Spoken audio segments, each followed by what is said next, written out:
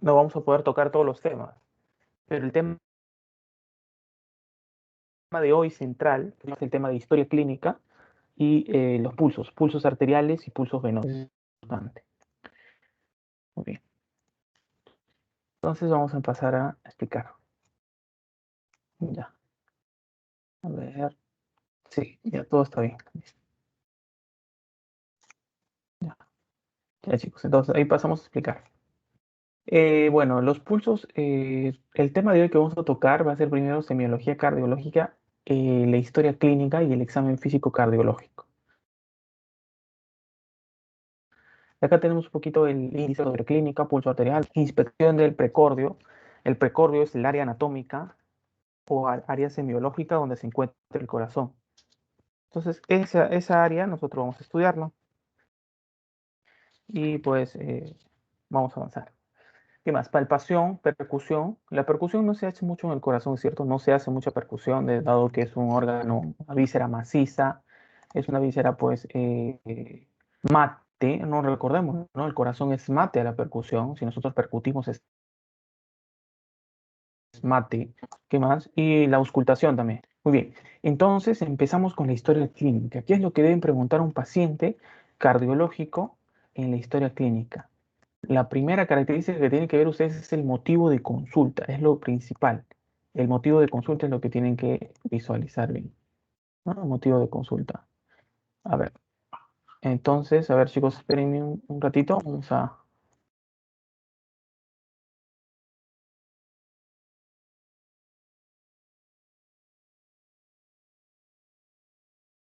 a ver, ya, estamos entonces. Entonces, motivo de consulta, ¿no? Ya, el principal motivo de consulta en cardiología es la famosa de sed, ¿no? O falta o sed de aire que le dicen los pacientes. Eso es muy importante. Falta o sed de aire, como lo describen los pacientes, que tenemos que tener muy importante. Existen disneas, pues, disneas de origen respiratorio y disneas de origen cardíaco, ¿no? Eso es lo que tenemos la definición. La clasificación de la NIJA, que ustedes ya lo han visto, clasificación de NIJA, ¿no? La New York, esa clasificación de la NIJA es pues para, ¿no? Disnea de origen cardíaco. Disnea de origen cardíaco, eso recuerden.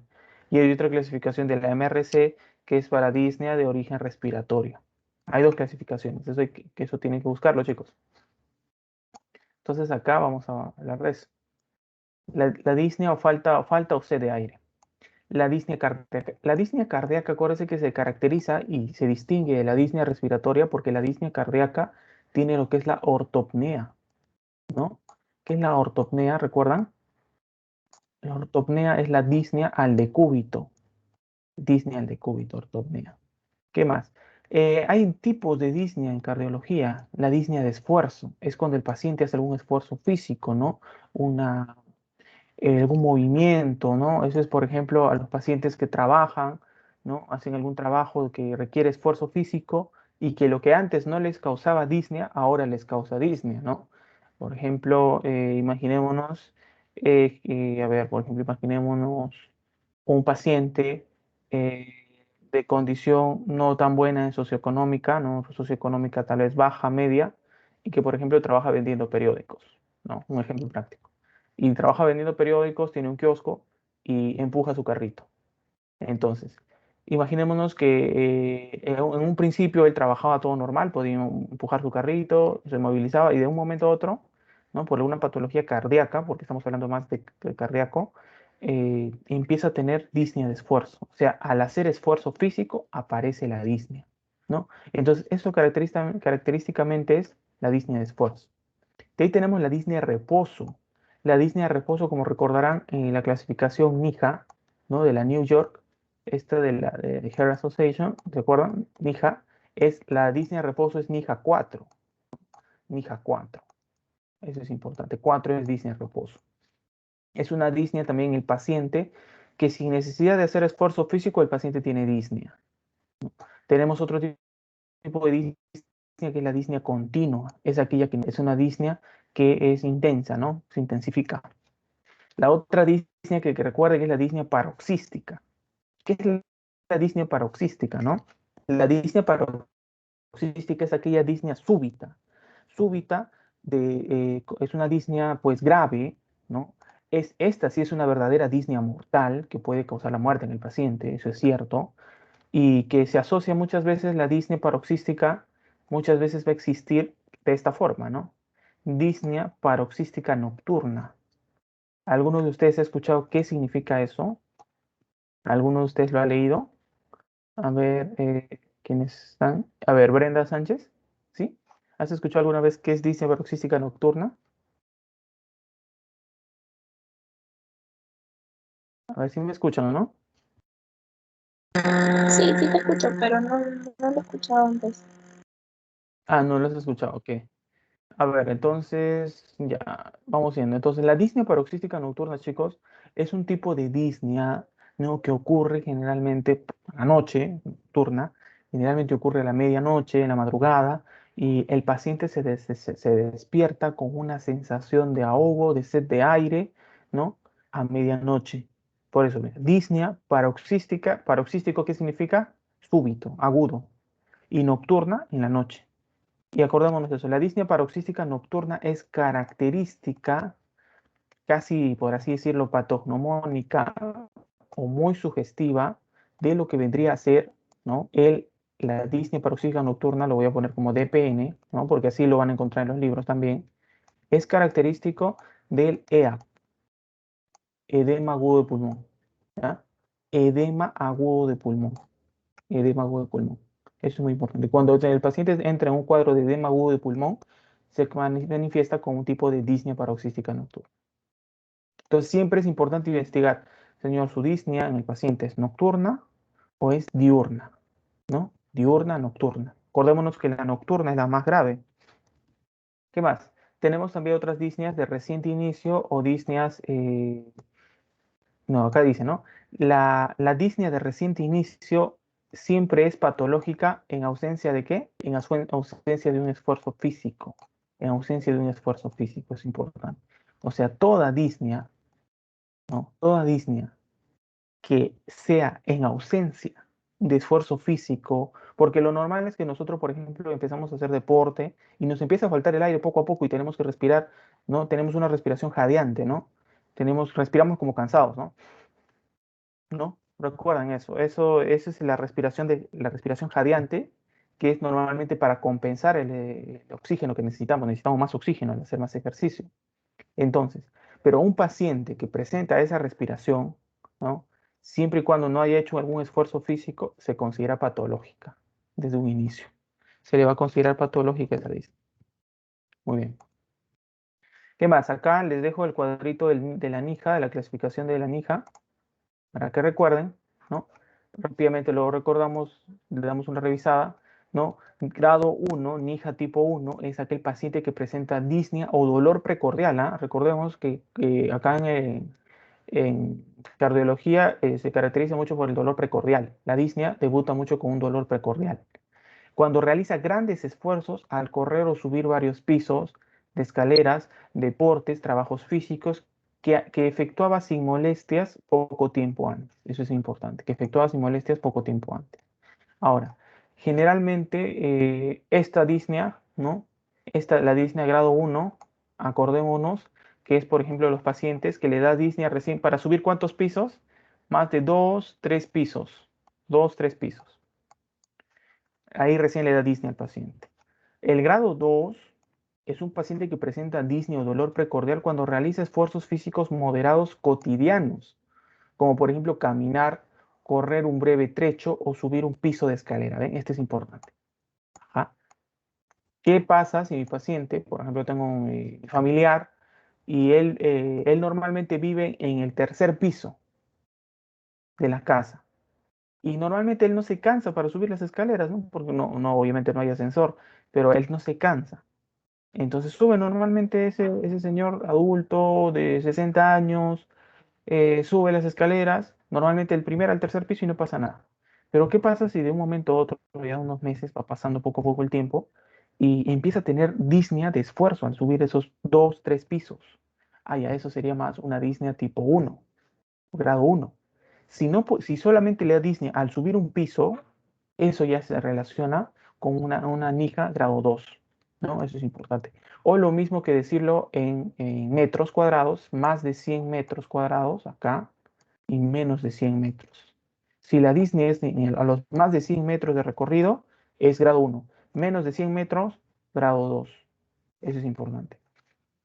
Grado 3. El paciente presenta disnea o dolor precordial cuando realiza esfuerzos físicos ligeros.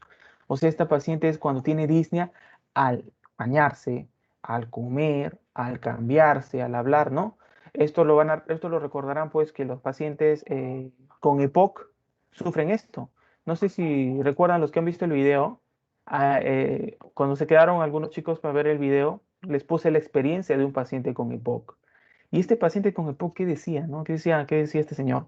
El señor decía, ya no me provoca salir, no me provoca ser sociable, no me provoca, tengo que poner una excusa cuando me dicen para salir mis compañeros. Y nosotros preguntamos por qué. Porque el mismo hecho de cambiarse, de subir, de asearse, de vestirse, le causa disnea, le causa molestia. Hasta también decía, si tengo que comer algo y, por ejemplo, no comer pan, por no ir a comprarlo o por no traerlo, no lo como. Entonces, de todas maneras, esa disnea, por ejemplo, deteriora la vida social del paciente, ¿no? Entonces, esa es la disnea, chicos. La disnea es algo muy trascendente en la vida del paciente, no solo a nivel médico, sino también a nivel psicológico, por así decirlo. Ese es el grado 3. Y el grado 4 y es obviamente un grado mucho más grave, que es el paciente en reposo, la disnea en reposo. Ese es, la disnea en reposo es el grado 4. Muy importante. ¿Qué más? La disnea cardíaca, esta es una llavecita, esto no sé, los que han leído el Argente saben que estas llavecitas son los conceptos claves. De la misma manera, la disnea cardíaca tiende a acentuarse en las últimas horas del día, o sea, disnea vespertina. Generalmente la disnea de origen cardíaco se asocia a vespertino, o sea, a un horario vespertino. ¿Y vespertino se acuerdan a qué hora era? Sí les dije. Lo vimos en edema. A ver, vamos preguntando. ¿Se acuerdan que les decía? ¿Cuánto? 4 o 6 de la tarde. Más o menos, claro. Ajá. Claro, algunas bibliografías se ponen 4 o 6, pero lo más usual es que sea 2, 3 de la tarde. A partir de 2 de la tarde para adelante es vespertino. 2, 3 de la tarde. ¿Se acuerdan que el edema cardíaco era vespertino? ¿No? En cambio, el edema renal, ¿cuándo era? ¿Recuerdan? ¿Alguien recuerda? Edema tipo renal, ¿era vespertino o era matutino? Matutino, en la mañana. Ujú. Claro, era matutino. Recuerdan, porque nosotros habíamos estado en reposo de 8 horas como mínimo y nuestro riñón había aprovechado a filtrar bien, porque ¿no? Aumenta la filtración, o bueno, también aumenta, en otras palabras, a ver cómo lo explico. Si yo tengo ya una patología renal previa, no rápidamente, mi riñón está filtrando bajo, ¿no? Una baja tasa de filtración glomerular. Ahora, pero el movimiento que nosotros hacemos durante el día, el trajín, ayuda, en otras palabras, a movilizar los líquidos, ¿ah? Ayuda. Es por eso que ahora que estamos nosotros sedentarios, que muchas veces en cuarentena, ¿no? Estamos aumentando de peso, pero también nos estamos hinchando. O sea, ¿a qué me refiero con hinchándonos? Se está acumulando el agua en nuestro cuerpo, no al rango de tener un edema, de algo patológico, pero se acumula el líquido. Entonces, el mismo trajín que teníamos antes nos hacía ayudar a filtrar el líquido del cuerpo. Y si a eso le sumas que es un paciente renal, ¿no? Y que es sedentario, durante el día la poca actividad que hace obviamente ayuda a filtrar su líquido del cuerpo, pero ¿qué pasa en la noche? En la noche está en reposo total. Entonces, como está en reposo total en la noche, ese riñón aprovecha, ¿no? Ese riñón, perdón, no está filtrando bien tampoco en la noche, ¿no? No está filtrando bien en la noche. Y en la noche, como no hace actividad física, no se mueve, no ayuda, no bombea con el mismo cuerpo, porque acordémonos que los músculos también ayudan al retorno venoso, ¿no? Y también ayudan a la filtración del riñón. Entonces, ese paciente, como está en reposo en la noche, empeora su edema. ¿Y cómo se evidencia ese edema? En la mañana, ¿no? En la mañana amanece hinchado. El paciente que amanece hinchado en la mañana, ese es un paciente renal. En cambio, el que se hincha 2, 3 de la tarde, ese es el paciente cardíaco, ¿ya? Como dice acá, ¿no? 2, 3 de la tarde. 2, 3 pm, chicos. Ahí. ¿Qué más? Eso es importante, ¿no? Mira, a causa de la mayor congestión venosa pasiva pulmonar ocasionada por las actividades diarias, mientras que la disnea por afecciones pulmonares es más intensa después de un reposo nocturno o disnea al despertar debido a la mayor hipoxemia que se acarree o que se acaece durante el sueño. Es importante. Entonces, acá hay otra cosita. ¿Ah? Disnea cardíaca empeora cuando el paciente empieza a realizar sus actividades. Empieza a realizar sus actividades durante el día, se cambia, va a trabajar, camina, empeora cuando ya va pasando a medida que pasa el día, empeora, porque hay una mayor congestión venosa pasiva pulmonar, ¿no? Eso es importante. O sea, obviamente cuando tú caminas, ¿no? Estás caminando, estás haciendo un esfuerzo, ¿qué haces? Estás aumentando el llenado venoso, ¿no? Porque los músculos, acordémonos que funcionan como bombas, entonces aumentan el llenado. Entonces ese corazón se llena aún más de sangre venosa, entonces se empeora. Eso es importante. Ahora, las disneas pulmonares o respiratorias, en cambio, ¿no? Como el paciente al dormir entra en un cuadro de hipoxia o de hipoxemia, empeoran en la mañana, ¿ya? Entonces, mucho ojo, chicos, a esto, ¿no? Que las afecciones pulmonares o disneas de pulmón son más intensas después del reposo nocturno, después del reposo nocturno. Eso es importante. O sea, o también llamadas disnea del despertar. Entonces, ustedes ya tienen tres diagnósticos, ¿no? Rápidamente, chicos. Disnea cardíaca, ¿no? Disnea cardíaca, disnea respiratoria, ¿no? Disnea respiratoria, que es la disnea que se da en la mañana, y acordémonos también el edema renal, que se da en la mañana. Estos dos se dan en la mañana. En cambio, este de acá, la disnea cardíaca se da en la tarde, ¿no? En origen vespertino, 2, 3 de la tarde. Muy importante. Listo. Entonces seguimos avanzando. Antes de que nos gane el tiempo. A ver cómo va el tiempo. A ver. Ya, estamos bien. ¿Cuáles son los antecedentes o aspectos útiles que tienes que tener en un paciente? Como la principal patología. ¿Cuál es la principal patología en cardiovascular? Semiología cardiovascular, insuficiencia cardíaca. La enfermedad más frecuente. Enfermedad más frecuente. Es muy importante. Entonces, ¿qué tengo que preguntarle? Antecedentes clínicos de alguna enfermedad, síntomas. ¿Qué síntomas tengo que buscar? Esto de acá, DPN, disnea paroxística nocturna, ortopnea, disnea de esfuerzo. Al examen físico, si estoy sospechando de un paciente con insuficiencia cardíaca, recordemos que es la patología más frecuente a nivel cardiovascular, auscultación del tercer ruido, que es un criterio incluso de Framingham, ¿no? ¿Recuerdo los criterios de Framingham de insuficiencia cardíaca? Ya. La auscultación de un tercer ruido es un criterio mayor, por ejemplo. Ingurgitación yugular hay que buscar, estertores crepitantes, soplos, edema de miembros inferiores. Todo esto de acá en el examen físico. Radiografía de tórax, ¿no? Lo más importante en la radiografía de tórax es la cardiomegalia. Si yo estoy sospechando en un paciente que tiene insuficiencia cardíaca, voy a encontrar en la radiografía de tórax cardiomegalia. ¿Se acuerdan cómo se sabía que era cardiomegalia? Un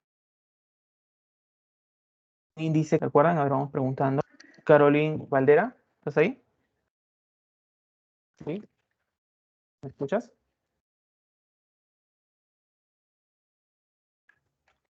¿Verdad? Hola. A ver, Cielo Enciso, ¿están ahí? Sí, ¿me escuchas?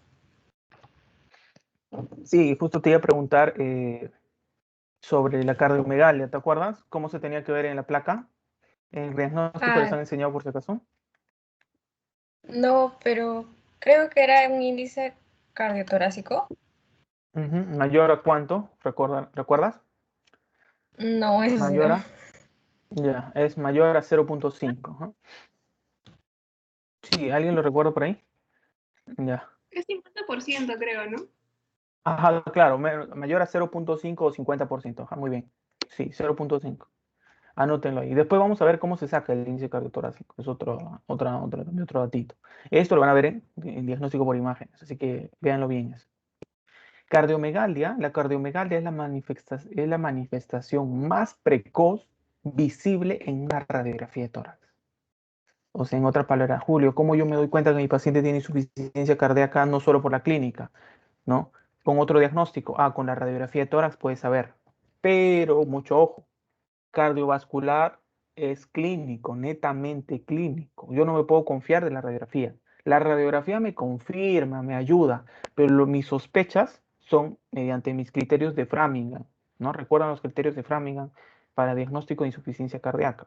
Esos criterios son los que valen, más no los criterios más no la radiografía, que también puede apoyar, pero no. Se le puede pedir también al paciente un electrocardiograma y también es importante dosar el péptido natriurético cerebral o el BNP, péptido natriurético cerebral, ¿no? Viene así lo leen, péptido, peptide, natriuretic y brain, ¿no? Cerebral, así. Eso es importante. Mayor utilidad para disminuir la probabilidad de insuficiencia cardíaca cuando su valor es inferior a 100. Si es menor a 100, menos probabilidad de que tengas insuficiencia cardíaca. Pero ¿cuándo es cuando es netamente probable que tenga insuficiencia cardíaca? Cuando un paciente tiene un péptido natriurético cerebral más de 150 a 200 picogramos por mililitro, ¿ya? El péptido natriurético cerebral. Esto es importante, ¿ya? Mucho ojo con el BNP, ¿ah? Lo van a encontrar en la historia clínica como ProBNP, BNP. ¿Ya? Y esta enzima, ¿no? Este péptido, esta sustancia, mientras más elevada esté, es peor, ¿ya? Mucho ojo ahí. Mientras más elevada está, es peor para el paciente. Listo. Muy bien. ¿Qué más? También es importante, ¿no? Esto de acá que vamos a ver, un caso clínico, acá les he puesto. Vamos a ver un caso clínico, ¿ya? Este caso clínico de acá. Vamos a apoyarnos para, a ver, Brenda Quispe, ¿está? O si no, no sé quién nos puede ayudar para leer. A ver, Danery, ¿nos puedes ayudar para leer el caso? ¿Sí? Sí, pero Ya, te escuchamos. le anunció un empleado gastronómico de 76 años, varios años de evolución. Desde hace un año presenta disnea progresiva que ha llegado a la obliga a dormir semisentado.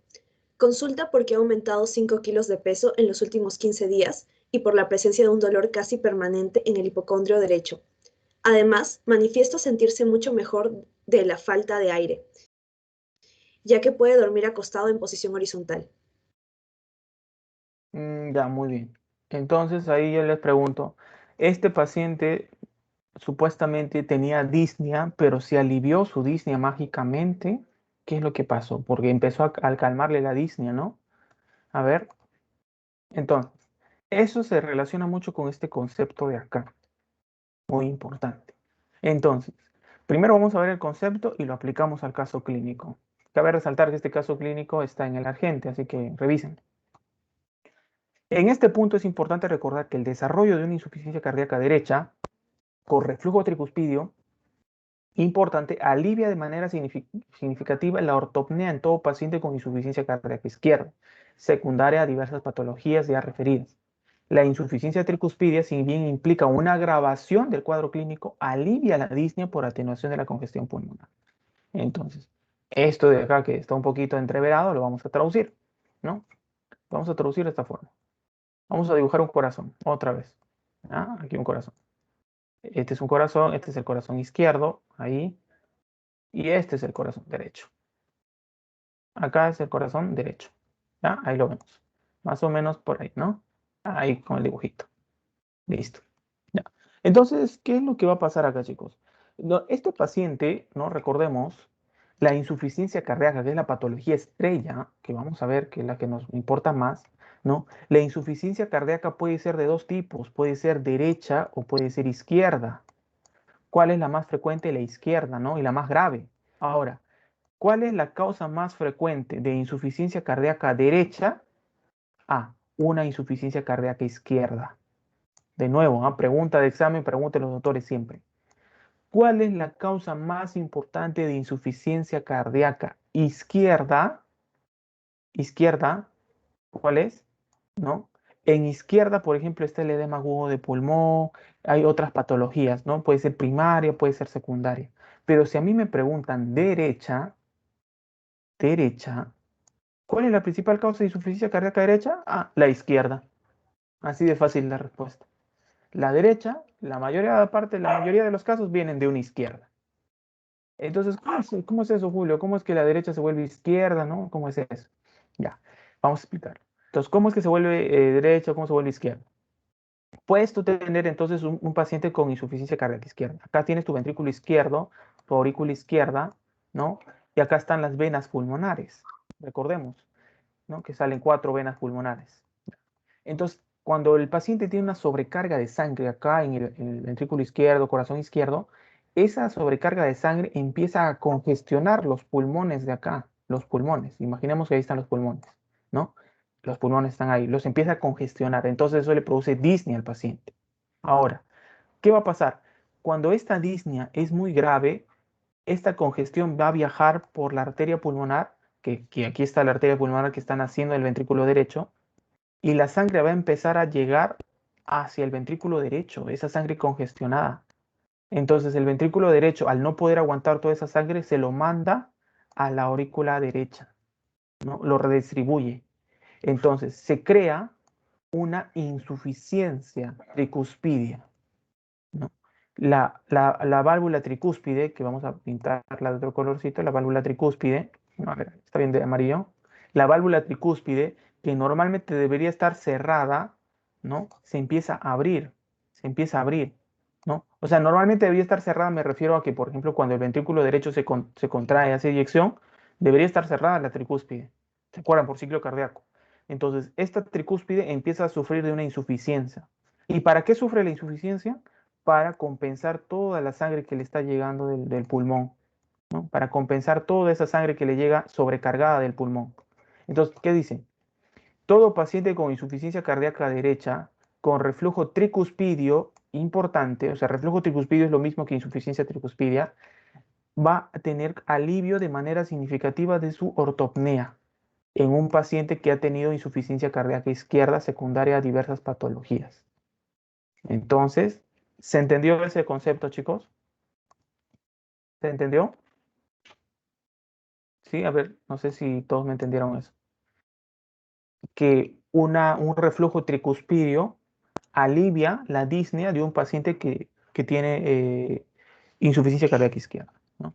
Eso es importante, ¿ya? ¿Qué más? Muy bien, esto también es para que lo revisen, ¿no? Esto también ya no lo vamos a... Ya les he mencionado en parte esto, ¿no? Lo más importante acá es que reconozcan lo que es el famoso asma cardíaco, ¿no? Existe el asma bronquial, que es el todo conocemos, pero también existe el término asma cardíaco, ¿no? ¿Y qué es? ¿No?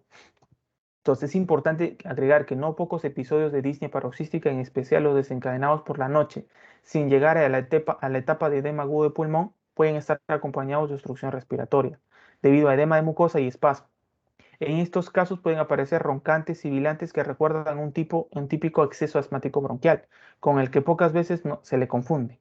Entonces, ¿qué es lo que quiere decir todo este cuadro? Te quiere decir algo. Lo normal o lo usual es que si tu paciente cardiológico, no, el paciente cardiológico, en la noche tiene una disnea grave, una sensación súbita de falta de aire, ¿no? De que el paciente tiene una sed de aire tremenda, lo más probable es que se trate de una disnea paroxística nocturna. Lo más probable, ¿cierto? Pero existen otras disneas que no llegan a ser del rango de paroxística nocturna, no llegan. Esas que no llegan a ser disneas paroxísticas nocturnas se van a llamar asmas cardíacos. Asma cardíaco. ¿Y por qué le llamas asma cardíaco, Julio? Porque se parece al asma. Tiene roncante, tiene sibilante, que recuerda un asma bronquial, ¿no? Y que se le llama asma cardíaco porque su origen es en el corazón. Eso es importante. Y que puede estar acompañado este asma cardíaco, ¿no? Con obstrucción de las vías respiratorias también puede ser. ¿No? Eso es importante, ¿no? Como este nombre es para dar nombre a todo acceso disneico con broncoespasmo o sin él. O sea, puede tener broncoespasmo o no tenerlo. Eso se llama asma cardíaco, ¿ya? Es un ataque, como un ataque de asma bronquial, pero de origen cardíaco. Eso es importante. Asma cardíaco, chicos. Listo. Ya, esto también lo vamos a revisar, este cuadrito. Este cuadrito son las causas y mecanismos de un edema agudo pulmonar no cardiogénico. Recuerdan que el edema agudo de pulmón, ¿no? El edema agudo de pulmón generalmente es por el corazón, ¿no? Cardiogénico. Pero cuando no es cardiogénico, tiene todas estas causas, ¿no? Que lo van a ver acá. Causas y mecanismo predominante. Esto también para que lo revisen, chicos. Muy bien. Vamos a ver cómo vamos del tiempo. Yo creo que estamos bien. A ver. Historia clínica, chicos, seguimos. Ya acabamos. Avanzamos. Historia clínica. Entonces, todo esto es lo que se tiene que preguntar al paciente. Edad. La edad. Este cuadrito te hace sospechar de las enfermedades. Antes de los 5 años, cardiopatías congénitas. A los 5 o 12 años, fiebre reumática. La fiebre reumática es importante. Miocardiopatías, cardiopatías congénitas. A los 13 a 25 años, más o menos nuestra edad, síndrome de pánico, neurosis, valvulopatías. 26 a 40 años ya empiezan a predominar las valvulopatías, porque ya con el pasar del tiempo las válvulas se deterioran. 41 a 75 años, hipertensión y la cardiopatía isquémica o cardiopatía coronaria. 75 años en adelante, arterioesclerosis o aterosclerosis, estenosis aórtica senil, o sea, por una degeneración de la válvula aorta, de la válvula aórtica o patología múltiple. Entonces, esto es, por ejemplo, la epidemiología de este hospital, ¿no? Del Hospital de Clínicas José de San Martín en Buenos Aires, ¿no? Porque este es el Argente, ¿no? El Argente es argentino, recordemos. Este libro Argente es argentino y esto es la epidemiología que tienen, que quizás no lo podemos generalizar, pero ayuda, ¿no? Cómo basarnos. La profesión, ¿no? La profesión, ¿no? Se relaciona también mucho con los famosos trabajadores de cuello blanco, ¿no? Eso es algo muy importante. No sé si han escuchado eso. ¿Cuáles son los pacientes que sufren más del corazón? Los trabajadores de cuello blanco. Eso es lo más importante. ¿Y a qué se refieren los trabajadores de cuello blanco, chicos? Trabajadores de cuello blanco son aquellos pacientes que tienen cargos muy importantes, que pues de ellos depende el destino de una empresa, de un negocio o algo. Es cargos con mucha presión. Los gerentes, ¿no? Pacientes que se estresan mucho por su trabajo. Esos son los trabajadores de cuello blanco. ¿Y de dónde sacó ese término, cuello blanco? Bueno, ese término lo dice el SUROS, trabajador de cuello blanco o white collar workers, ¿no? Esos trabajadores son los que más tienden a sufrir problemas cardíacos. Entonces, mucho cuidado ahí. Si, por ejemplo, tenemos familiar, nosotros siempre tenemos que hacer prevención y promoción de la salud. Así que decir que no se sobre involucren en los trabajos, ¿no? Es muy importante, ¿no? Y se relaciona sobre todo los tipos de personalidades. Esto tal vez lo han visto los tipos de personalidad lo han visto en psicología quizás, ¿no? Se relaciona más con el tipo A. Los tipo A, ¿no? Esto es importante. Los pacientes con personalidad tipo A son personas impacientes, competitivas, ambiciosas, agresivas en los negocios. Les cuesta relajarse o tomar vacaciones. No les gusta relacionarse con el tipo B. Están siempre apresurados, trabajan largas horas y casi siempre poseen mal humor. Entonces está científicamente comprobado que una personalidad tipo A te va a traer problemas cardíacos a futuro. La personalidad tipo B es todo lo contrario, persona más paciente, ponen las cosas de lado y termina poco a poco, fáciles de llevar, no se envuelven en metas difíciles, temen a nuevos y grandes retos, no les agrada el estrés, son personas apáticas, ¿no? A veces indiferentes. Entonces, ¿cuál es la personalidad que se relaciona más con problemas cardiovasculares? La tipo A. Tipo A, ¿ya? ¿Qué más? Entonces, edad ya vimos, profesión, el estado civil. ¿Ustedes qué dicen? ¿Qué creen? ¿Cuál es el estado civil que más se asocia a problemas cardiovasculares? ¿Estado civil casado o estado civil soltero? No sé qué dicen ustedes de acuerdo a su opinión, chicos, chicas. Casado. A ver, ¿qué dice? ¿Qué dice Neri? ¿Casado? A ver, una opinión más, a ver, de la delegada, Dar. ¿Cuál es la ocupación que se relaciona más con enfermedades, o no, el estado civil, con enfermedades cardíacas? A ver, La Sara. carrera. La carrera. No, O, digo, la estado civil. Estado civil. yo Un pienso que casado. los casados. Ya, ¿qué piensa Sara, Luciano? Un casado. Ya, yo también pensaba eso, ya. Ajá, yo también pensaba eso, pero el libro me cambió de opinión y me dio una buena razón, ¿ya? No son los casados. ¿Por qué no? Porque los casados, las personas que ya están casadas, de todas maneras, por el mismo hecho de tener responsabilidades, ¿no? Ya tienen una familia, tienen más orden en su vida. Eso es importante. Más responsabilidades tienen más orden en su vida. Entonces, acá ese libro, no les estoy diciendo mi opinión, ¿no? Lo dice el libro, el Surós. Dice pues que las personas solteras tienden a tener, por ejemplo, malos hábitos. Alcohol, ¿no? Salidas, fiestas, estrés, ¿no? Entonces, como hay un poco orden en su vida, me refiero a los hábitos, ¿no? Hábitos que dañan el corazón, por ejemplo, el tabaquismo también, ¿no? Ellas tienen más riesgo, esas personas, de tener problemas cardiovasculares, ¿no? Por ejemplo, solamente para que, obviamente no se cumplen todos los pacientes, pero se los digo como algo, ¿no? Como un dato, ¿no? Cuando exploren la historia clínica. ¿Qué más? La raza, ¿no?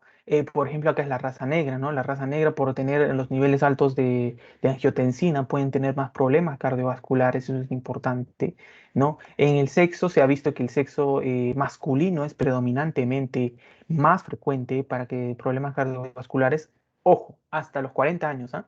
Hasta los 40 años, el varón tiene más probabilidad de tener un infarto o patologías cardiovasculares, porque después que la mujer empieza a entrar a la menopausia, el riesgo se equipara. Tanto varón y mujer tienen el mismo riesgo, ¿ya? Ocupación, ya les dije, los trabajadores, los white neck collards, ¿no? Los trabajadores de cuello blanco. Lugar de residencia, ¿no? El lugar de residencia, por ejemplo, se ha asociado con lugares de residencia más urbanos, más que rurales. Los lugares de residencia urbanos, industrializados, son los que tienen más frecuentemente pacientes cardiovasculares. La alimentación, ¿no? La alimentación rica en carbohidratos, una alimentación excesiva en carbohidratos, en lípidos, ¿no? Dañan al corazón, eso es importante, ¿no? De todas maneras, también la alimentación se tiene que cuidar. El hábito de vida también, ¿no? El hábito de vida se refiere a evitar las malas costumbres, los malos hábitos que puede tener un paciente. Muy bien. Entonces seguimos avanzando, chicos, ya, para acabar historia clínica. ¿Qué más? Respecto a la historia clínica de un paciente cardiovascular, ¿no? Tenemos, por ejemplo, en el examen general, la actitud, el hábito, el peso, edema y fiebre. Eso es importante. Entonces, en el examen general, pues, tenemos este tipo de actitudes en el paciente, ¿no? No, perdón, la actitud es la posición que adopta el paciente. Eso es importante. La posición que adopta el paciente. Generalmente los pacientes cardiológicos no toleran el decúbito, no toleran el decúbito, ¿no? Porque estos pacientes tienen ortopnea. La mayoría de ellos tienen ortopnea, disnea al decúbito. Entonces no toleran el decúbito. ¿Cómo es lo más probable que encontremos un paciente cardiológico que duerma con almohadas? Imaginémonos que acá está la cama del paciente, ¿no? Y el paciente tiene que dormir, ¿no? Apoyado en almohadas. Acá tiene que poner varias almohadas, ¿no? En la cama. Ahí tiene que poner varias almohadas para él recién recostarse. Eso es muy importante porque el paciente si se pone en decúbito, ¿no? En decúbito dorsal, el paciente tiene más disnea. Entonces él tiene que ponerse almohadas para dormir. La actitud o postura que toman es esa. Muy importante. El hábito constitucional va a depender, ¿no? Por ejemplo, puede ser brevilíneo o puede ser longilíneo. Cualquiera de los dos es más frecuente a nivel cardiovascular, ¿no? Los pacientes brevilíneos y los pacientes longilíneos. Esto es muy importante. Los pacientes mediolíneos no tienen tanto riesgo cardiovascular. En cambio, los pacientes longilíneos y los brevilíneos son los que tienen más riesgo cardiovascular. Los brevilíneos obviamente tienden al sobrepeso, son pacientes más obesos, ¿no? De una cintura abdominal alta. Los longilíneos, en cambio, ¿por qué tienen problemas cardiovasculares? Porque este hábito longilíneo se asocia muchas veces a enfermedades como el síndrome de Marfan. ¿Recuerdan? ¿Recuerdan el síndrome de Marfan? Son personas altas, de miembros superiores largos, dedos largos, ¿no? También pueden tener las articulaciones, las tienen más flexibles y tienen algo muy importante, estenosis aórtica, ¿no? Estenosis e insuficiencia aórtica, ¿no? Ese es, por ejemplo, el síndrome de Marfan. ¿Ya? Entonces, recuerden, los dos hábitos más relacionados son longilíneo y brevilíneo. ¿Qué más? El peso es algo también muy importante en los pacientes. Suelen aumentar rápidamente de peso, porque acordémonos que si el corazón no trabaja bien, nos vamos a edematizar rápidamente, ¿no? El peso, suelen aumentar bastante de peso. Eso es importante. Acá, en vez de baja de peso, acá hay aumento de peso. El edema, ya saben cómo es el edema cardiológico, es un edema simétrico, no es un edema simétrico en ambas extremidades, es sobre todo a predominio de miembros inferiores, es en todo el cuerpo en realidad, pero sobre todo en miembros inferiores, ¿no? ¿Qué más?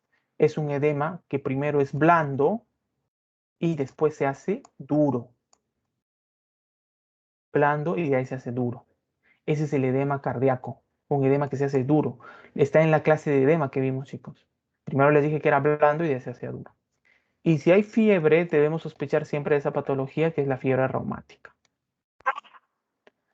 ¿no? Fiebre reumática. Se decía pues que había una triada clínica, ¿no?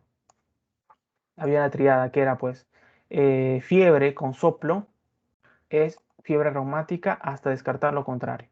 Fiebre más soplo cardíaco obviamente, fiebre más soplo es enfermedad o fiebre reumática hasta descartar lo contrario. ¿No? Eso es importante. ¿Ya? Eso también quiero que lo recuerden. Muy bien. ¿Qué más? Entonces, ahora vamos a pasar a hablar del pulso, ¿no? Del pulso arterial específicamente, el pulso arterial. A ver, hoy vamos a ver la hora, ¿cómo vamos? Ya, estamos bien. Estamos en la hora, chicos. A ver, ¿hay alguna duda hasta ahorita en historia clínica? ¿Cómo se entendió? ¿Sí? Muy bien, vamos a tratar de acabar pulso arterial y tal vez pulso venoso si se puede, ¿ya? Vamos a ver. A ver, entonces, en pulso, antes de que avancen, quiero mostrarles esta memotecnia, ¿no? Que esta memotecnia. No sé si alguno la ha visto, está en el Argente también. Afratips, ¿no? Esta memotecnia también está en el Argente. Vamos a verlo acá, 331. A ver. Para los que no han podido, los que tienen el Argente se pueden ir, lo pueden sacar rápidamente y se van a la página 331, ¿ya? Página 331 del Argente. Pulso arterial. ¿Ya? En la página 331 hay un listado de 8 cosas que tú debes saber del pulso arterial. Y está la A, es de anatomía de la arteria. F, frecuencia, regularidad, amplitud, ¿no? Amplitud, tensión, igualdad, ¿no? Igualdad de pulsos, forma y simetría. Todo eso es lo que tú tienes que evaluar en el pulso arterial del paciente, ¿no? Entonces, ¿qué era? Anatomía, ¿no? Frecuencia, ritmo, el ritmo, regularidad que le llaman ritmo, regularidad, amplitud, ¿no? Amplitud, tensión o resistencia de la arteria, igualdad, ¿no? De ahí que más tenía que la forma del pulso y la simetría, ¿no? Afratips. Afratips es una mnemotecnia también para recordarte, ¿no? Los características que tú tienes que saber en el pulso. Ya, vamos a regresar después a eso, chicos. Entonces, el pulso, como yo siempre les repito, en semiología las cosas, los conceptos cambian. El pulso siempre va a ser distinto a la frecuencia cardíaca, ¿no? Distinto a la frecuencia cardíaca. El pulso no es lo mismo, pulso y frecuencia cardíaca. ¿Ya? ¿A qué me refiero? El pulso, ¿no? Lo hallamos con la palpación, ¿no? Con lo que hemos visto ahorita, Fratips, esa mnemotecnia, eso me ayuda a ver el pulso, evaluar el pulso.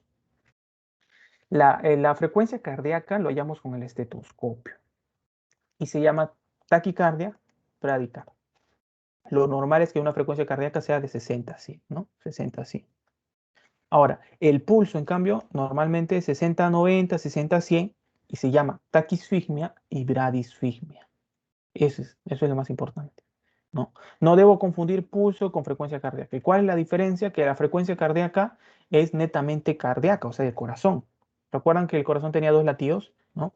Dup, dap, ¿no? ¿Recuerdan? Dup, dap, dup, dap, dup, dap, dup. Ese dup, dap, ¿no? Cada dup, dap es un latido, ¿no? Un dup, dap, 1. Dup, dap, 2, 3, ¿no? Cada dup, dap es un latido. Eso es frecuencia cardíaca. Eso lo hallo con el estetoscopio. En cambio, pulso lo hallo palpando. Eso es importante. Lo hago palpando. Entonces, ahorita nos va a interesar más el pulso. Y es lo que vamos a ver. El pulso es cada onda pulsátil que es sinónimo de sístole. Cada onda pulsátil sinónimo de sístole, ¿no? Es muy importante. Entonces, nosotros generalmente palpamos más el pulso radial. El pulso radial es el más palpado, pero no es el único, obviamente, no es el único, pero es el más palpado, el pulso radial. Muy importante. Vamos a ir viendo entonces las características del pulso. Pulso arterial versus venoso. El pulso arterial se palpa. En cambio, el pulso venoso, la frecuencia cardíaca se hace usando un estetoscopio. Principal pregunta, ¿eh? Eso les pueden preguntar, chicos, en práctica, ¿no? Y ya saben cómo responder. Ya saben cómo responder. Muy bien. Entonces, esto de acá todavía no lo vamos a ver, ¿ya? Acá está solamente la simetría. Bueno, esto ahorita lo vamos a ver en orden.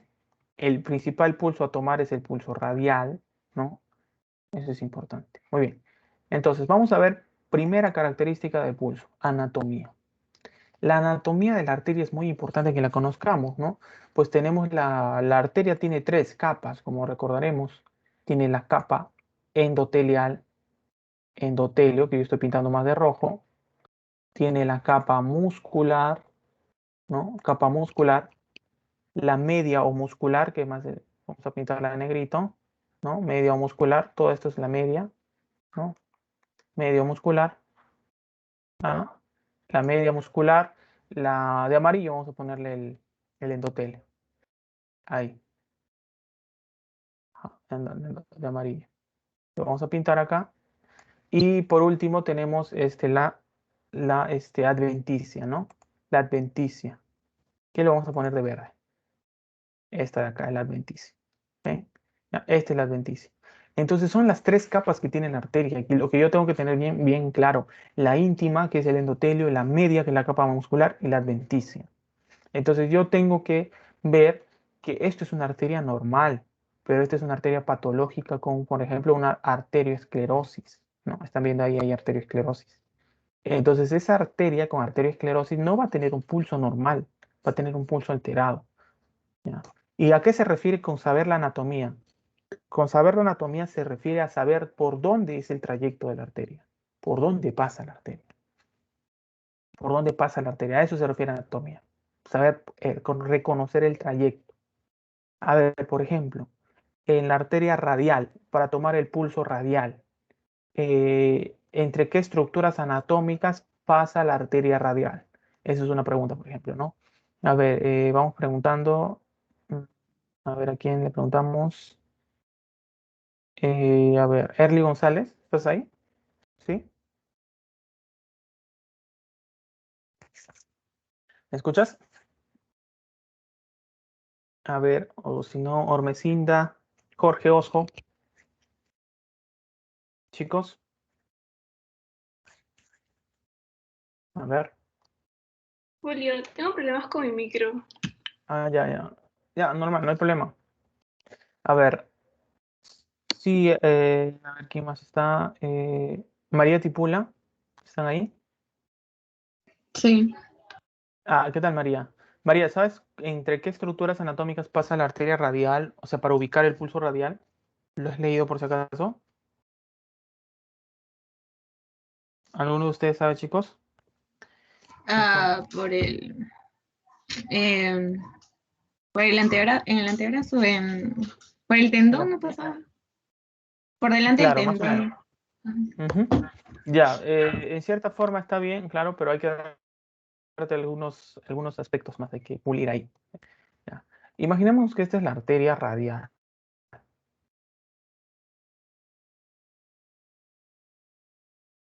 Arteria radial.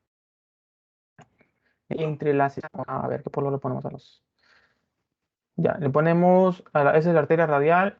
Esto va a ser la estructura ósea. Este es el hueso, que hueso, el radio. Esta es la arteria radial. Y de color un poquito más, ya pongámosle verde. Aquí están los tendones flexores. ¿Ya?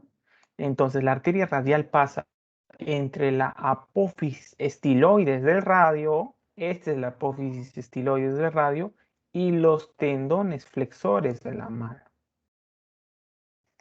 Apófisis estiloides. Entonces ustedes saben, ¿no? En anatomía, a ver chicos, tóquense su apófisis estiloides, tóquense esta partecita de acá, este huesito de acá. No sé si todos ven. Hay un huesito por acá que se siente. Traten de tocarse si están ahí. Ese huesito se llama apófisis estiloides. Esa apófisis estiloides, ¿ya? Entonces, por dentro de la apófisis estiloide, ¿no? Por acá más o menos, por dentro de la apófisis estiloides, ahí está la arteria radial, por dentro. Muy bien. Otra cosita más, rápidamente. ¿Cómo deben tomar el pulso? ¿Saben cómo deben tomar el pulso? ¿Cómo deben poner las manos? Se usan estos 3 dedos, ¿ven? Estos 3 dedos se usan. Estos 3 dedos. Está viendo la cámara, ¿no? A ver, vamos a ver para que me observen mejor. Ahí. Creo que ahí me están observando mejor. Se usan 3 dedos. ¿Cuáles son los dedos que se usan para tomar el pulso? Estos 3. ¿Cómo se hace? Imaginemos que esto es el paciente, ¿no? Ahí está la mano, el pulso del paciente. Agarro esos 3 dedos. El índice, ¿no? Practiquen ahorita, chicos. El índice comprime la arteria. Y el medio palpa la pulsación. El medio palpa la pulsación. ¿Ya? Entonces, de nuevo, a ver. El índice comprime la arteria. Comprimes. El medio no pone fuerza al medio. El medio solamente siente la pulsación. Y el anular se usa simplemente para que ya no deberías palpar una pulsación con el anular, porque como el índice está comprimiendo, ¿no? A ver. Ajá.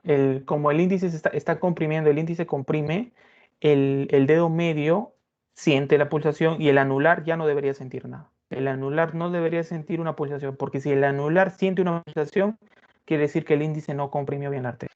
¿Ya? Entonces, ¿cómo se palpa? Así, ¿no? Con estos 3 dedos. Ahí debes palpar. Comprime el índice. ¿Y cuál siente? El dedo medio. ¿Ya? Muy importante. ¿Se entendió esa parte? ¿Entendieron? ¿Sí, chicos? Ya, espero que sí. Listo. Muy bien. Entonces, eso es anatomía de la palpación. Ahora, esto de acá les puse simplemente para que tengan como un recordatorio, ¿no? Esto de acá se hace en el AGA, ¿no? Pero obviamente ahorita no nos importa mucho el AGA, pero sí ayuda a ver que si tienes, cómo está el estado de tus arterias radiales y cubitales. Entonces, yo les pregunto, yo, por ejemplo, podré palpar un pulso radial si mi paciente tiene algún problema, una obstrucción en la radial o simplemente por variante anatómica no tiene arteria radial, ¿no? ¿Verdad? Entonces, ¿cómo me doy cuenta que esa arteria radial es permeable y pasa sangre? Con esto, con el test de Allen, el test o maniobra de Allen, están viendo acá, ¿no? Que consiste en 3 pasos, paso 1, paso 2, paso 3. El paso 1 consiste en yo comprimir tanto la arteria cubital como la radial, las dos, ¿no? Esta es la radial, obviamente, R de radial acá, y esta es la C de cubital, ¿no? Cubital, radial y cubital. Entonces yo comprimo la radial y la cubital, ¿no? Comprimo la radial y la cubital, las dos, con el primer paso. En el segundo paso, ¿qué es lo que hago en el segundo paso? En el segundo paso, ¿qué es lo que va a pasar? La palma se va a poner pálida. Automáticamente se pone pálida la palma, porque no le está llegando sangre ni por el radio ni por el cúbito. Entonces, y en el tercer paso, ¿qué hago? Suelto la mano que está comprimiendo el cubital. Entonces, eso quiere decir que si suelto el cubital y la palma se colorea de nuevo, eso quiere decir que el cubital está permeable. Ahora, también puedo soltar el radial y seguir comprimiendo el cubital. Si suelto el radial y la palma se colorea de nuevo, entonces significa que mi radial también es permeable. ¿Se entendió eso? ¿Sí? Entonces comprimo las dos, la palma se pone pálida. Suelto la cubital y entonces obviamente si mi cubital es permeable y pasa sangre debería colorearse mi palma. Ahora, hago otra vez, otra maniobra de nuevo. Repito la maniobra, comprimo las dos, pero esta vez ya no suelto la cubital, sino suelto la radial. ¿Qué debería pasar con la palma? Se debería colorear, porque está llegando sangre por la radial, ¿no? Eso es importante. Eso es para ver que tu radial esté permeable y tu cubital también. Muy importante la maniobra de Allen. Muy bien. En la mnemotecnia, entonces ya hablamos de la A, ¿no? Recuerdan que era A de anatomía, ahora viene la F, frecuencia. La frecuencia es medir las ondas por minuto en el paciente. ¿Recuerdan? Bradisfigmia o bradisfigmia y taquisfigmia, ¿no? ¿Cuánto es la frecuencia normal? De 60 a 100 en el pulso. 60 a 100 es el pulso normal, ¿no? Les digo, la frecuencia normal. Muy importante. ¿Ya? Entonces ya vamos con el segundo componente, de anatomía y frecuencia. Ahora, la frecuencia, ¿no? Si revisan el Argente, acá revisan el Argente, ¿alguno de ustedes tiene su Argente ahí? Si tienen alguno su Argente, se va a página 332. ¿Tienen su Argente ahí? Vamos a citar algunas cositas nada más. ¿Cuáles son las causas de taquifigmia? ¿No? Página 332. Las que están con su Argente, los chicos también. 332. Rápidamente. 332. Ya. En la página 332 hay una parte donde dice 2, frecuencia. Ya. De ahí van a la partecita del título que dice causas de taquifigmia o taquifigmia. ¿No? Taquifigmia. Ya. Ahí dice, por ejemplo, ¿cuáles son las causas que pueden causar un pulso acelerado? Algunos mates, café, chocolate, el cigarrillo. El cigarrillo puede causar aumento de pulso, ¿no? Fármacos, ¿no? Para que lo resalten, hay fármacos con acción adrenérgica, ¿no? Eso es muy importante. La fiebre produce, ¿no? Miren, esto es muy importante, pregunta de examen, siempre bien. La fiebre produce este efecto, se aumenta el pulso y se estima que es el aumento de 10 latidos por cada grado de temperatura que supere los 37. Miren ese datito, ¿ah? Leen ahí el datito. La fiebre también produce este efecto, o sea, aumento de pulso, y se estima que el aumento es de 10 latidos por grado de temperatura que supere los 37.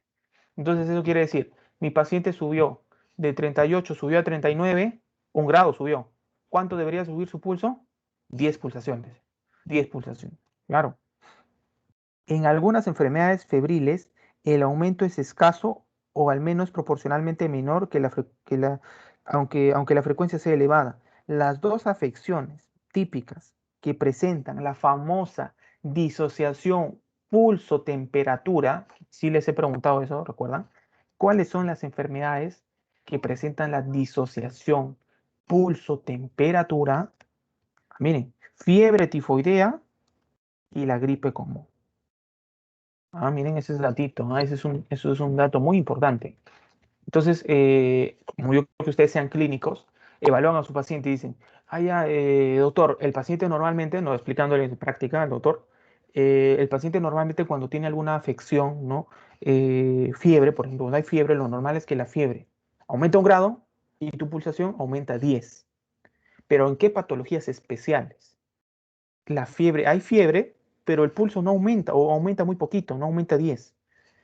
Eso es en la fiebre tifoidea y la gripe común. Eso es muy importante. Fiebre tifoidea y gripe común. Eso era lo que quería que recuerden.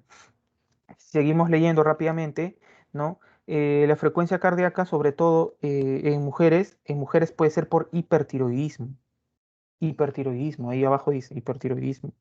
En el sueño, la frecuencia cardíaca se normaliza, o sea, el pulso. Eso es muy importante. ¿No? ¿Qué más? Otra patología que te puede elevar también el pulso o frecuencia cardíaca también, ¿no? Es la miocarditis reumática. Miocarditis reumática. ¿Ya? Eso es importante. Entonces, hasta ahí esa parte de taquifigmia. Ahora se van a la parte de bradifigmia, ¿no? Bradifigmia, que está en la siguiente página, ¿no? Bradifigmia. Esto es muy importante. La causa más frecuente de bradifigmia es de origen sinusal. O sea que el nodo sinusal está dañado. Ahí dice, ¿no? Nodo sinusal. Esta, acuérdense, esta aparece en vagotónicos. O sea, vagotónicos son aquellas sustancias que estimulan al vago, ¿no? Porque acuérdate que el vago, ¿qué hace? Bradicardia, ¿no? En cambio, el sistema nervioso simpático, ¿no? Los adrenérgicos hacen taquicardia, en cambio el vago hace bradicardia. Los vagotónicos producen bradifigmia.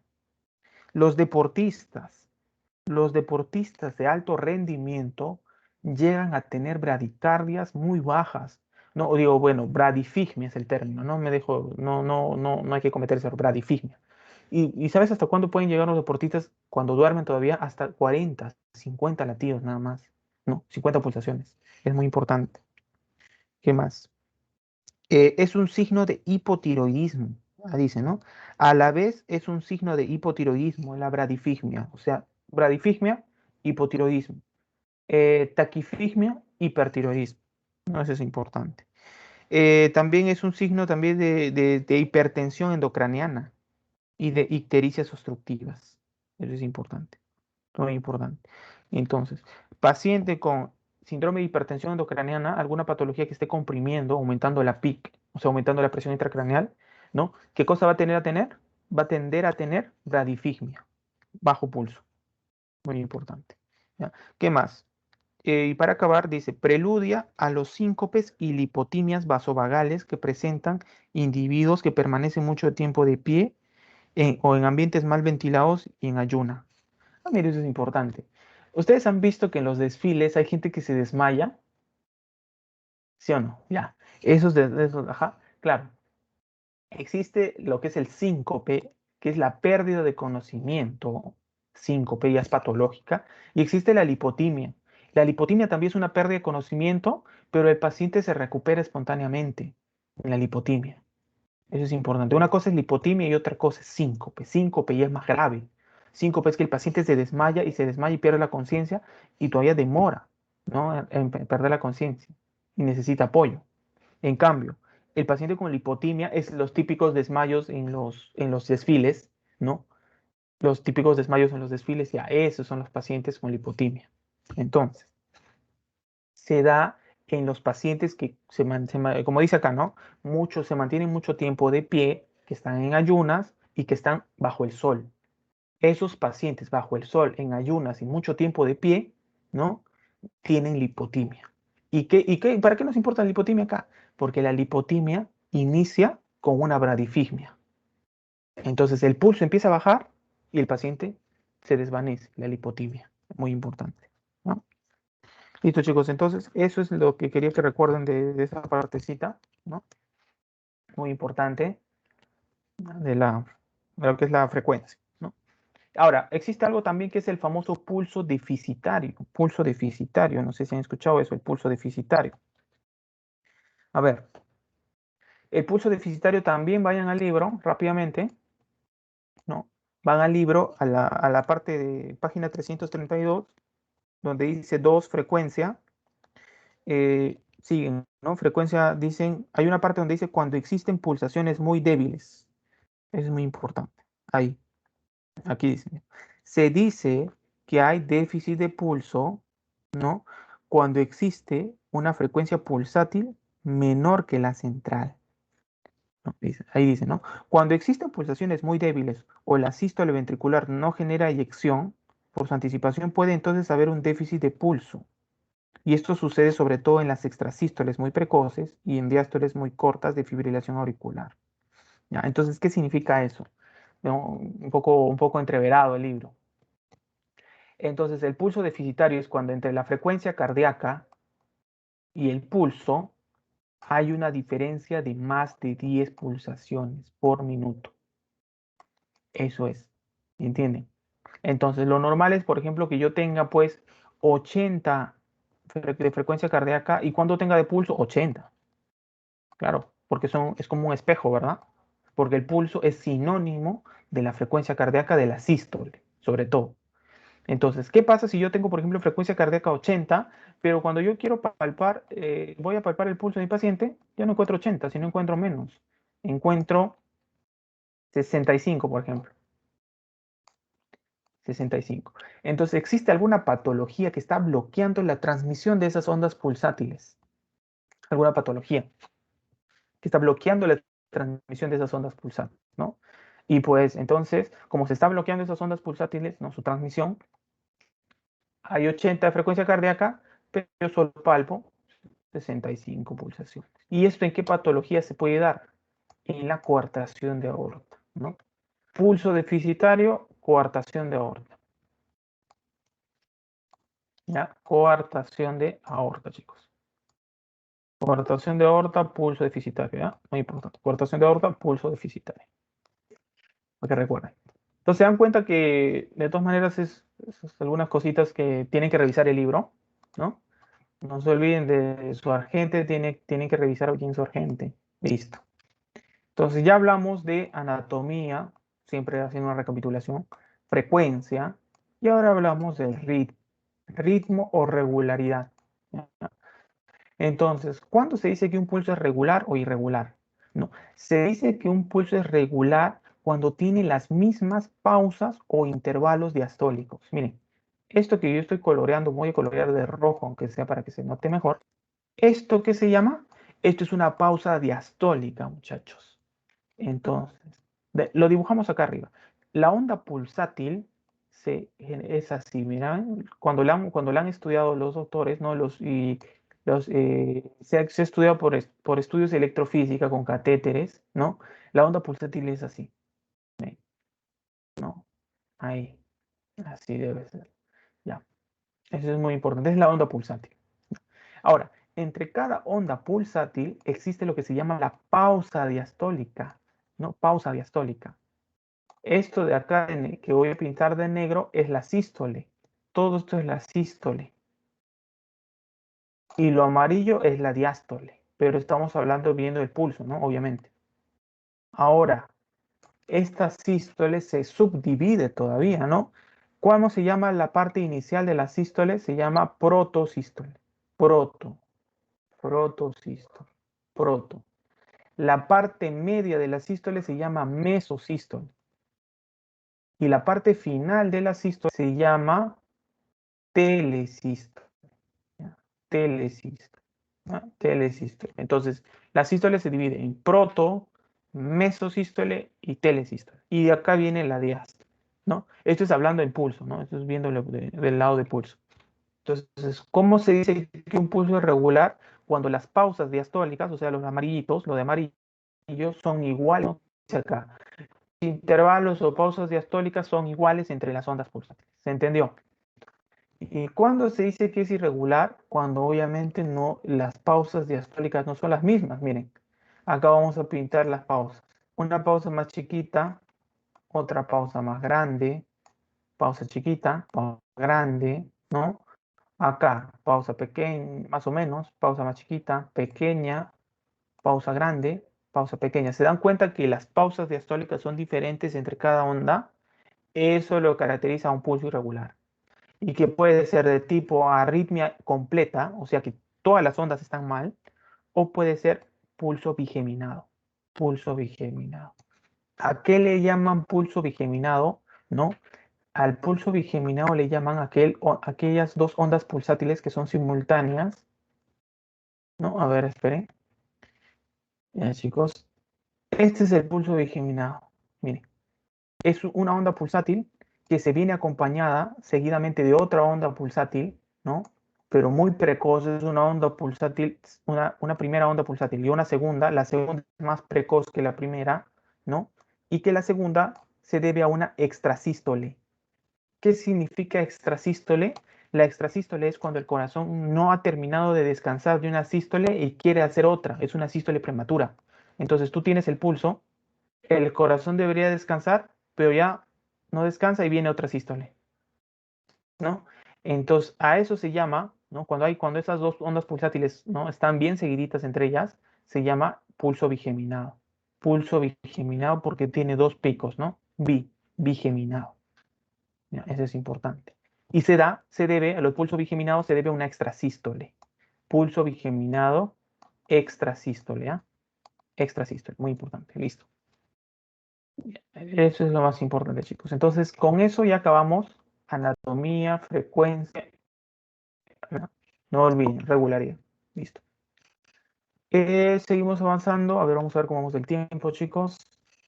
9:24, ya, unos 10 minutos más y acabamos la clase. Lo continuamos mañana. Ahí acaba entonces anatomía, frecuencia, ritmo. Y ahora seguimos con amplitud, ¿no? La amplitud. Ya. Entonces, de nuevo, para que no se olviden esa mnemotecnia, creo que recuerden, vamos a terminar en afra, ¿ya? Vamos a acabar afra. Va a quedar pendiente lo demás. La amplitud. La amplitud ya también tiende a ser, ¿no?, cómo percibes la onda pulsátil. Si ustedes se van a su, otra vez nos vamos al Argente, ¿no? Al Argente nos vamos. Página 335. A ver, los que tienen su Argente ahí, 335. Página 335 ya. Ahí les va a decir causas de amplitud aumentada, ¿no? Ven ahí, causas de amplitud aumentada. Cierto, ya. Entonces, ¿a qué se llama la amplitud del pulso? La amplitud se llama, ¿no? Ahí como dice, la amplitud o altura de las pulsaciones depende de la presión diferencial y es también llamada presión de pulso.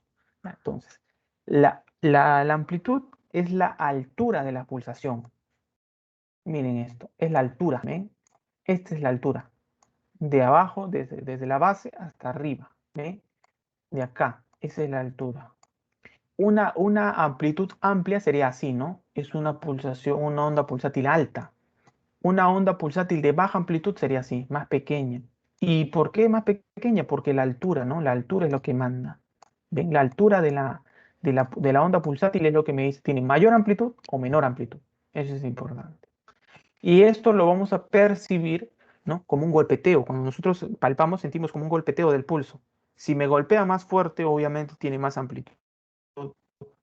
Y si me golpea más despacio el pulso, tiene menor amplitud, ¿no? Entonces, cuando son pulsos que golpean fuerte, pulsos grandes, ¿no?, se llaman pulsos magnus, como dice ahí en la gente, ¿no? Cuando está francamente aumentada la amplitud, se dice que existe un pulso magnus, cuyo ejemplo más notorio es la insuficiencia aórtica. Entonces, magnus va siempre con insuficiencia aórtica. Eso es importante. ¿Qué más? Acá dice otra cosa más. En esta entidad, o sea, la insuficiencia aórtica, el gasto sistólico aumentado se suma a la fracción regurgitada en una aorta parcialmente vaciada por el reflujo, ¿no? Va a producir también ondas de ascenso y descenso rápidas, denominadas ondas Zeller. ¿Qué cosas son las ondas Zeller? ¿No? Las ondas Zeller, ¿no? Vamos a jalar acá. El pulso magnus es un pulso de gran amplitud y son ondas Zeller. Zeller, ¿qué significa? Que son rápidas, que no hay mucho descanso, que no hay mucha pausa diastólica entre ellas. Que no hay mucha pausa diastólica, así como estoy dibujando. ¿Ven? ¿Ven la pausa? ¿Ven lo amarillito? Lo que está amarillo, obviamente esa es la pausa diastólica. Eso está bien porque están todos del mismo tamaño. Eso se llama regularidad, es un pulso regular, cierto. Pero acá, ¿qué es lo que llama que normalmente, ¿no?, la pausa diastólica debería demorar más? Debería ser, por ejemplo, más o menos así, más grande, ¿no? La pausa diastólica, ¿qué es esto de amarillo? Ven, ajá, esto de amarillo. Ahora, en esta patología del pulso magnus y Zeller, ¿no?, son pulsos grandes, amplios, de gran amplitud, y tienen poca pausa, o sea, son pulsos acelerados, ¿ya? La mnemotecnia para acordarte Zeller es, Zeller le aumentas la A, acelerado, pulso acelerado. pulso acelerado, que tiene poca pausa. La pausa diastólica es pequeña. Entonces, pulso Magnus y Zeller, típico de la insuficiencia aórtica grave. Insuficiencia aórtica grave.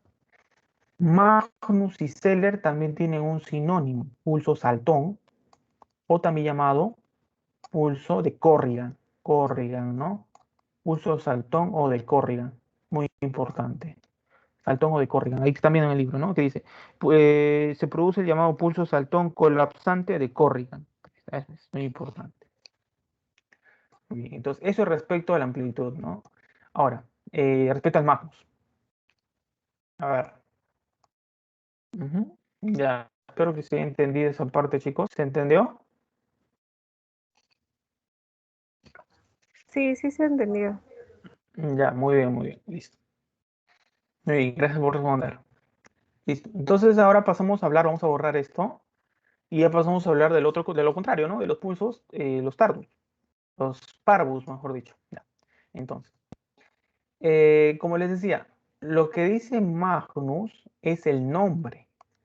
Los dos, Magnus y Parvus, es el nombre del pulso. Si yo tengo un pulso grande, de gran amplitud, es Magnus. Si tiene baja amplitud, o sea, baja altura, es Parvus.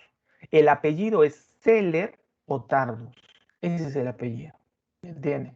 Entonces, Magnus y Zeller es para insuficiencia aórtica. Ya saben. Parvus son los pulsos de baja altura. Entonces, ¿cómo son los pulsos de baja altura? Así, ¿no? Hay de baja altura, pequeños. Ya, pero esto sería un parvus normal, o sea, que está normal, pero un parvus lento o parvus tardus es un pulso pequeño y lento, como este de acá. Es pequeño y demora en subir de nuevo. Demora en subir. ¿Se dan cuenta? ¿A qué se llama tardus? Cuando las pausas diastólicas, tú estás viendo acá las pausas, son más grandes, ¿no? Esas son las pausas, ¿no? Cuando las pausas son más amplias, ese pulso se demora más en ascender la onda pulsátil. Entonces, eso es un pulso tardón, ¿no? Tardus, tardón. Parvus, acuérdate de parvus, alguien que se espanta fácilmente. Parvus, débil, ¿no? De baja altura. Y estos dos pulsos, ¿no? Esta combinación de los dos, parvus y tardus, es patognomónico de estenosis aórtica. ¿Qué significa patognomónico? Que paciente con pulso parvus y tardus tiene estenosis aórtica hasta no demostrar lo contrario. ¿Ah? Muy importante, chicos. Muy bien, parvus y tardus. Listo. También existe el pulso filiforme. El pulso filiforme, ¿no? Es ese pulso, acá está mal esto, es el pulso acelerado. Ese es un pulso acelerado. Lo vamos a ver después de filiforme, ¿eh? Eso les voy a explicar en otra patología. Lo vamos a dejar ahorita en nada más. Lo dejamos ahí, el filiforme. Listo. Entonces, si ustedes revisan el Argeno, váyanse a la página 337 para acabar, chicos. Esto es para acabar ya. 337, página 337. ¿Qué dice? Causas de amplitud disminuida. A ver, los pulsos pequeños, denominadamente parvus, dependen de lo inverso del amplio, es decir, una presión diferencial reducida, claro. O sea, una presión sistólica baja, dice. Entonces, si yo tengo un pulso parvus, significa que mi presión sistólica es baja. Y si tengo un pulso magnus, o sea, magno, es una presión sistólica alta. ¿No? Eso es lo que quiero que recuerden. Listo. Y también se le llama tardus, baja más abajito, dice, llama la atención la lentitud en alcanzar el pico máximo de cada una de las ondas. Esa lentitud en alcanzar el pico máximo de las ondas, como demora mucho tiempo, desde hace mucho tiempo se le llama tardus. Por lo que las dos características, parvus y tardus, es casi patrimonio exclusivo de la estenosis aórtica valvular grave y se correlaciona de manera muy estrecha con un área valvular menor de 1 centímetro cuadrado. Es importante, ¿ah? Cuando estudien valvulopatías les van a decir cuál es el área de la válvula, menor de 1 centímetro cuadrado, de 1 a 1.5, más de 1.5, ¿no? Tiene que ser menos de 1 centímetro cuadrado para que tengas Parvus y tardus. ¿Ya? Muy importante. Listo. Y ahora, puede haber otra combinación. La segunda variedad de pulso parvus es la que se asocia con una rápida subida, ¿no? Rápida subida, o sea, sería un pulso pequeño, parvus, pero rápido. Alcance el pico rápidamente. Parvus Seller. El pulso parvus y Seller es típico de insuficiencia mitral. ¿Ah? Parvus y Seller es típico de insuficiencia mitral. Entonces ya tienen varios pulsos, ¿no? Entonces yo les pregunto, insuficiencia aórtica. ¿Qué pulsos hay en insuficiencia aórtica? Vamos preguntando a los chicos, a ver si se ha comprendido algo. A ver, Caroline Valdera, Cielo, ¿me escuchan? Chicas, Sí, sí, sí, estoy. Hola, en sí te insuficiencia aórtica, ¿qué tipo de pulso hay? Magnus Ajá, Seller. sí, Magnus Seller, muy bien. O sea, el de Corrigan, ¿no? El de Corrigan, que les dije que también se llama Corrigan, ¿no? ¿Recuerdan? Sí, ya, ese es insuficiencia Sí, aórtica, sí. muy bien. Ujú. Muy bien, Magnus Seller. Ahora, en insuficiencia aórtica. Ya, eso es muy importante. Después, en estenosis aórtica, ¿cuál era el pulso? ¿Recuerdan? Estenosis aórtica, ¿cómo es el pulso, chicos? Parvus, Era tardus. parvus y tardus. Parvus tardus, muy bien. Ahora, hay unos datitos más. En insuficiencia mitral, ¿cómo es el pulso? El que hemos visto ahorita es parvus y Seller. Y Seller. Ajá, parvus Seller. Estenosis, parvus tardus. Insuficiencia mitral, parvus Seller. Insuficiencia aórtica, Magnus y Seller. O también llamado de Corrigan, ¿no? Muy importante. Entonces, eso es lo que estamos viendo hasta ahorita, chicos, para que recuerden, ¿ya? Nos vamos a quedar entonces acá en amplitud. La próxima clase, mañana, vamos a acabar los otros componentes que nos falta para estudiar de pulso. ¿Ya? Entonces, espero que se haya entendido. No ha sido muy pesada la clase, 1 hora y media está bien, yo creo más. Ya voy a también, no van a tener ya, la atención de todas maneras disminuye con el pasar del tiempo, ¿ya?